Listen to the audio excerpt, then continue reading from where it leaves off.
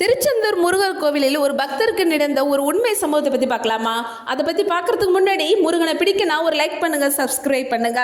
நீண்ட வரிசையில் பக்தர்கள் அனைவரும் முருகனை வணங்க நிற்கிறாங்க. அப்போது ஒருவர் கந்த சஷ்டி பாடிக்கிட்டே இருக்கிறாரு. பக்கத்தில் இருந்த மற்றொருவர், ஐயா சஷ்டி பாடுவது வழக்கமோ என்று கேட்கிறாரு. அப்போது லேசான புன்னகையுடன், ஐயா நான் ஒரு நாத்திகவாதி, கடவுளை வணங்குபவரையும் ஏளனம் செய்வேன். 30 ஆண்டுக்கு முன்பு திருச்செந்தூர் கோவிலுக்கு வந்தேன். என் நண்பர்கள் முருகனை வணங்க போயிட்டாங்க. நான் கடற்கரைக்கு குளிக்கலான்னு சென்றேன். அப்போது கடல் சுழற்சியால் நான் உள்ளிழுக்கப்பட்டு விட்டேன். என்னை அறியாமலேயே முருகா முருகா என்று கூப்பிட்டேன். திடீரென ஒரு கை என் தலையை பிடித்து தூக்கி எறிந்தது. கண் விழித்து பார்த்தால் கண்ணுக்கெட்டின தூரம் வரை ஒருவரையும் காணவில்லை.